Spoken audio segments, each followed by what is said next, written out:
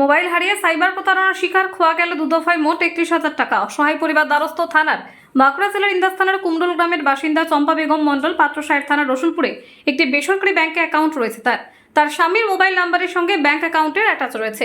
2024 সালে 18 অক্টোবর চম্পা বেগমের স্বামী পাত্রসাহের থানার রসুলপুর বাজারে আসে দরকারি কাজে। সেখানেই তার মোবাইলটি হারিয়ে যায়। মোবাইল হারানোর পর থানায় লিখিতভাবে জানানো হয়।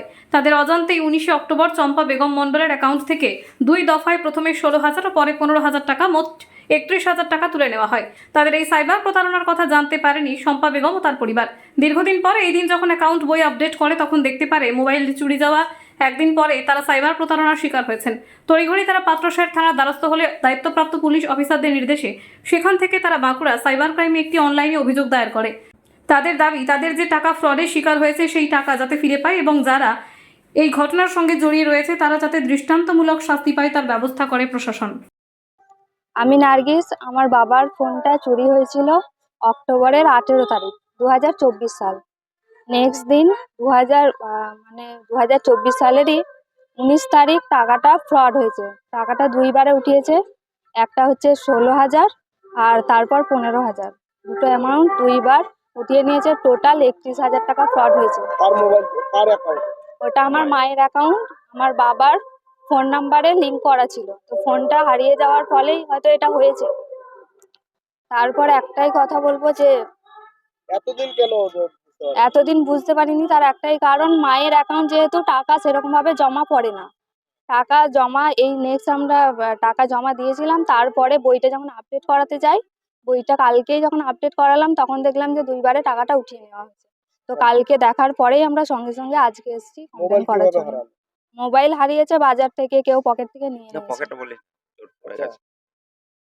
আচ্ছা, থানায় অভিযোগ করা হয়েছিল তখন? হ্যাঁ, মোবাইল চুরির জন্য থানায় অভিযোগ করা হয়েছিল। এখন এখন জানতে পারলেন টাকা? হ্যাঁ, এখন টাকা চাই। মানে কি চাইছেন আপনারা? টাকাটা অবশ্যই আমরা ফেরত চাই। যার যে ফ্রড করেছে তাকেও যেন ধরা হয়। আপনার নাম? আমার নাম নার্গিস আক্তার মণ্ডল। আর মায়ের নাম? মায়ের নাম চম্পা বেগম মণ্ডল। কি সমস্যা রয়েছে? ওই যে আমি বাজার থেকে আমার ফোনটা চট হয়ে যায়। কোন বাজার? ওই রসুলপুর বাজার থেকে ফোনটা চট হয়ে যায়। ওইটা হয়েছে অক্টোবরের 18 তারিখে। আচ্ছা, ওই মোবাইলটায় আমার নাম, আমার স্ত্রীর, আমার মিসেসের অ্যাকাউন্ট নম্বরের লিঙ্ক ছিল মোবাইলের নাম্বারটা। তারপরে আমরা মোবাইলটার জন্য ডায়েরি করেছিলাম থানায়। মোবাইলটা অলরেডি পাওয়া গেছে। তারপরে আমরা ইদানিং ওই কি যে গতকাল অ্যাকাউন্টটা আপডেট করতে গিয়ে দেখলাম যে ব্যাংকে অ্যাকাউন্টে টাকা নেই। দুবার টাকা তুলেছে, একবার 16,000, একবার 15,000। কবে সেটা?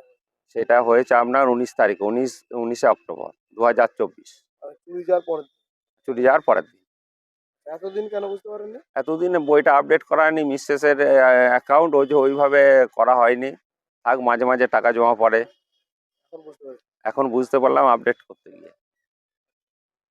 কি চাইছেন এখন? এখন যা চাচ্ছি, আমরা তো গরিব মানুষ, খেটে খাওয়া মানুষ, শ্রমজীবী মানুষ, যাতে টাকাটা উদ্ধার হয়। হ্যাঁ, থানায় জানাতে এসেছেন? তার জন্য থানাতে জানাতে সাইবার ক্রাইমে জানালেন? সাইবার ক্রাইমে জানিয়েছি। টাকা ফেরত চাইছেন? টাকা ফেরত চাচ্ছি। আচ্ছা, কোথায় হারিয়েছে মোবাইল বললেন? রসুলপুর বাজার। আপনাদের বাড়ি? আমার বাড়ি কুমরুল। আপনার নাম? আমার নাম রফিক রহমান মণ্ডল।